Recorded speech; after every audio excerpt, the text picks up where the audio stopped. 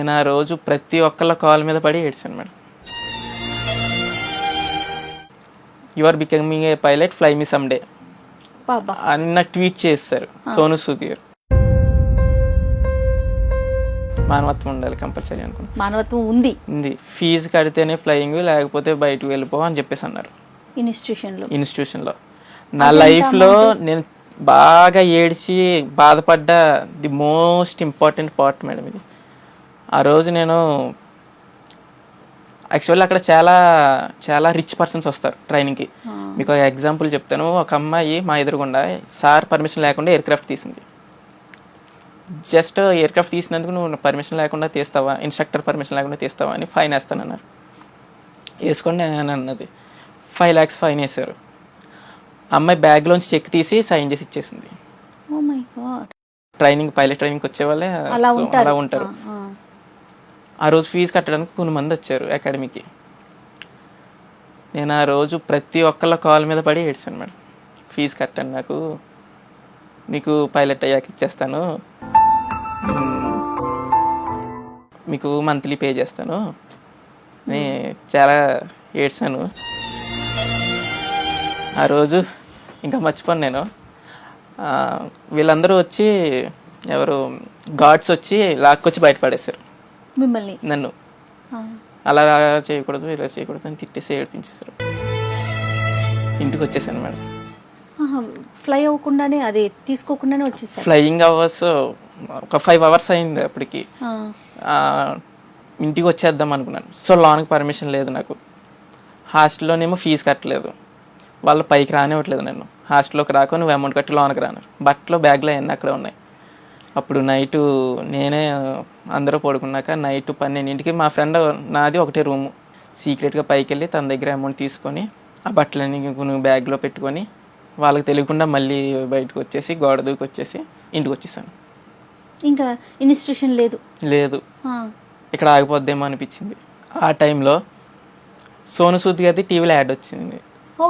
ఒకరికి tractor present చేశారు, 2 అమ్మాయిలకి అని చెప్పేసి అన్నారు. సో వాళ్ళకే చేశారు, నాకు ఎందుకు చేయరు అని చెప్పేసి నేను మళ్ళీ సార్కి ట్వీట్ చేయడం స్టార్ట్ చేశాను. ఆల్మోస్ట్ ఒక 900 ట్వీట్స్ చేశాను మేడం ఆయనకి. రోజు ఇంకా పొద్దున్న లేగడం, ట్వీట్స్ చేయడం, కానీ రిప్లై రాలేదు. 900 ట్వీట్స్ కూడా రిప్లై రాలేదు. సార్ ఒక వీడియో పెట్టారు, నాకు ఇన్ని మెసేజ్లు వస్తున్నాయి రోజు అని. సో దాంట్లో ఒక నెంబర్ కనిపించింది, కొన్ని నేమ్స్తో ఉన్నాయి కానీ ఒక నెంబర్ కనిపించింది. ఆ నెంబర్ నోట్ చేసుకొని ఆ నెంబర్కి మెసేజ్ చేసి, సార్ మీరు సార్కి మెసేజ్ చేశారు కదా, నాకు నెంబర్ ఇవ్వండి, నాకు ఇలాగా ఫీజు ఎమర్జెన్సీ ఉందన్నాను. ఎంతమ్మా అమౌంట్? ఎంతండి అమౌంట్? ఫ్లయింగ్ కాస్ట్ వచ్చేసి పర్ అవర్కి 20,000 ఛార్జ్ చేస్తారు, సెస్నా 152, 172కి. సో అప్పుడు నాకు 40 hours కావాలి. 40 hours ఇలాగా అమౌంట్ కావాలని అంటే, సరే మీకు టీం నెంబర్ ఇస్తాను, ఒకసారి మెసేజ్ చేయండి అన్నారు. నేను మెసేజ్ చేసిన ఒక 2 weeksకి రిప్లై వచ్చింది. నా గురించి డీటెయిల్స్ అడిగారు. అప్పుడు నాకు న్యూస్లో ఆర్టికల్ వచ్చింది మేడం, ఈ ఏఎంఈ సెట్ కాకుండా ఐజీఐఏ ఒకటి రాశాను పైలట్కి సంబంధించి, Indira Gandhi institute of aviation exam. దానికి ఆల్ ఇండియా 5th ర్యాంక్ నాది. సో ఈ 2 ranks ఆర్టికల్లో సార్కి షేర్ చేసి, నాకు ఇలాగా ఫీజు కట్టాలి సార్ అని చెప్పేసి అని అంటే, సరే అయితే ఒకసారి మేము ఎంక్వైరీ చేసుకొని నీకు ఫోన్ చేస్తామని అక్కడ ఎంక్వైరీ చేసి అకాడమీ వాళ్ళకి తన పరిస్థితి ఇలా ఉందనేటప్పటికి, హైలైట్ ఏంటంటే అకాడమీ వాళ్ళు కూడా 50% స్కాలర్షిప్ ఇవ్వడానికి ఒప్పుకున్నారు. సోను సూద్ గారి నుంచి ఫోన్ రావడంతో. అండ్ ఆయన దేవుడమ్మా మీలాంటి పిల్లలకి. నాకు మాత్రమే I never forgot him. And నాకు ఇలా ఫ్లయింగ్ ఓకే, నువ్వు నేను చర్చికి వెళ్ళాను మేడం. ఆ రోజు చర్చికి వెళ్ళి ఇంటికి వచ్చేటప్పటికి ఫోన్కి ట్వీట్స్ వచ్చేస్తున్నాయి. ఆల్మోస్ట్ ఒక 3,000 ట్వీట్స్ వచ్చాయి నాకు రిప్లేస్. ఏంటి సడన్గా రిప్లేస్ వస్తున్నాయని ఓపెన్ చేస్తే, you are becoming a pilot, fly me some day అని నాకు ట్వీట్ చేస్తారు సోను సూద్ గారు. నాకు ఇంకా ఆ రోజు ఆనందం పీక్స్లో ఉంది. ఇంకా సరే అని స్టార్ట్ అయ్యి మళ్ళీ ఫ్లయింగ్కి వెళ్ళిపోయాను. ఇంకా రిమైనింగ్ ఫ్లయింగ్ అవర్స్ ఎలా చేయాలి? నాకు కావాల్సింది 200 hours. 40 hours ఉంటే PPL, private pilot licence, and remaining 160 hours కావాలి. ఆ 160 hours ఎలా చేయాలి అనుకుంటే, ఎయిర్లైన్స్లోకి వెళ్తే ఏమన్నా ఛాన్సెస్ ఉంటాయని. ఈవెన్ నేను ఇండిగో ఎయిర్లైన్స్లో ఫ్లైట్ క్లీనర్ కింద కూడా వర్క్ చేశాను. అంటే ఏం వర్క్ ఉంటుంది అక్కడ? ఫ్లైట్లోన క్లీనింగ్ లోపలంతా క్లీన్ చేయడం. అండ్ ఇంజనీరింగ్ హెల్పర్ కింద కూడా వర్క్ చేశాను. మరి ఒక పైలట్ గా అవుదాం అనుకున్నారు, ఆల్రెడీ డ్రైవ్ చేశారు, ఫ్లై చేశారు కదా, మరి క్లీన్ గా అంటే క్లీన్ చేయటం, క్లీనర్ గా పని చేయటం అక్కడ ఏమి ఇబ్బంది అనిపించలేదా వంశీ మీకు? ఫ్లైట్ టచ్ చేస్తున్నానని ఫీల్ అయ్యాను కానీ మేడం, క్లీన్ చేస్తున్నానని నేను ఫీల్ అవ్వలేదు ఇప్పుడు. Great, really great. అదొక్కటే నేను ఫీల్ అయ్యాను. ఫ్లైట్ టచ్ చేస్తే నాకు చాలు, అంతే. నా డ్రీమ్. అసలు నాకు అక్కడ ఫ్లైట్ కనిపిస్తుంటే నాకు ఆ వర్క్ ఏం తెలియలేదు, ముట్టుకుంటున్నాను. అంత పెద్ద ఎయిర్ క్రాఫ్ట్ నేను టచ్ చేస్తున్నాను అన్న ఫీల్లోనే ఉన్నాను నేను ఆ రోజు. ఓకే, ఇప్పుడు మరి మిగతా అవర్స్ ఎలా నేర్చుకోగలిగావు? ఫస్ట్ మీకు సోను సూద్ హెల్ప్ చేశారు. నిజంగా చేతులెత్తి ప్రతి ఒక్కరం దండం పెట్టాల్సిన వ్యక్తుల్లో సోను సూద్ ఒకరండి. ఆయన చాలా ఆరోగ్యంగా ఉండాలని మనం అందరం కోరుకోవాలి. ట్రైనింగ్ వచ్చి అక్కడ వచ్చే అమౌంట్తో కొన్ని ఫ్లయింగ్ అవర్స్ కంప్లీట్ చేసుకున్నాను. అక్కడ మీకు అమౌంట్ వచ్చేదా? శాలరీ పే చేసేవారు. ఓకే, బికాజ్ వర్కర్ కింద వర్క్ చేశాను కదా, క్లీనింగ్ చేసినందుకు.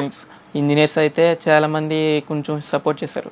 ఐజేపీ ఉంటుంది, ఇంటర్నల్ జాయినింగ్ ప్రోగ్రామ్ ఉంటుంది, నువ్వు కంప్లీట్ చేసుకున్నావు కదా, ఈ వర్క్ చేసుకుని 1 year చేసుకొని దాంట్లోకి వెళ్ళిపోతే నీకు ఫ్లయింగ్కి వాళ్ళే ఛార్జ్ చేస్తారు, అండ్ డ్యూటీకి వచ్చాక నీ శాలరీలో కట్ చేసుకుంటారని చెప్పారు. సరే ఓకే కదా, ఇది బాగుంది అనుకున్నాను. ఆ టైంలో నేనున్నది థర్డ్ పార్టీ కంపెనీలో, అజైల్ కంపెనీ. ఇండిగోలోనే వీళ్ళు అజైల్ డిపార్ట్మెంట్ వాళ్ళు అనమాట, థర్డ్ పార్టీ. సో అజైల్ నుంచి ఇండిగోలోకి వెళ్ళాలంటే డిగ్రీ కావాలన్నారు. నీ క్వాలిఫికేషన్ 12th ఎంపీసీ. ఆ ఫీల్డ్లోనే ఉన్నాను కదా, పైలట్కి 12th చాలు అన్న ఫీల్డ్లో ఉండిపోయాను నేను. డిగ్రీ కూడా నేను ఓపెన్ కూడా కట్టలేదు మేడం. సో ఇదైతే కష్టమే అని చెప్పేసి బయటకు వచ్చి బెంగళూరులో నేను ఎక్కని కంపెనీ లేదు మేడం ఫండింగ్ కోసం. కాదమ్మా, మరి ఇంట్లో పరిస్థితులు ఏంటి? నాన్నగారు ఏం చేశారు? ఇప్పుడు మస్కట్లోనే ఉండిపోయారా, మళ్ళీ తిరిగి వచ్చేసారా? తిరిగి వచ్చేసాక ఇంట్లో సపోర్ట్ చేసే సిస్టమ్ ఇంకా జనరేట్ అవ్వలేదా? అవ్వలేదు మేడం. ఇంటికి వచ్చాక ఆటో తీసుకున్నారు, ఇక్కడ ఏం పని చేయడానికి లేక. అండ్ పోనీ హౌస్ లోన్ పెట్టుకుందామంటే హౌస్ కూడా ఆల్రెడీ లోన్లో ఉంది. మరి అప్పుడు ఇంట్లో పరిస్థితులు ఏ విధంగా ఉండేవి, ఎట్లా ఉండేవి పరిస్థితులు? అంటే బయట నేను ఫోన్ చేయడం వరకే, నేను బయట కూర్చొని నేను తిన్నా లేదా అడగడం తప్ప అమౌంట్ నాకు ఇదిగో తీసుకుని అందాక తిను బయట అని ఏమీ లేదు. మార్నింగ్ అండ్ ఈవినింగ్ వదిలేసి ఓన్లీ మధ్యాహ్నం ఒక్క పూట తినేవాడు మేడం బయట ఉన్నప్పుడు. అది కూడా 15 రూపీస్కి బెంగళూరులో రైస్ని సాంబారు ఒక అప్పడం ఇచ్చేవారు. అక్కడే ఇంకా అదే ఫుడ్. ఇంకా నాకు మధ్యాహ్నం ఎప్పుడు అవుతుంది అని చూడడం, తినడం, మళ్ళీ నైట్ ఏడుపు వచ్చేది, మళ్ళీ పడుకుండేవాడిని. కళ్ళు మూసుకొని పడుకుంటే పొద్దున్న తెల్లారిపోద్ది అని ఊహించుకొని పడుకుండేవాడిని.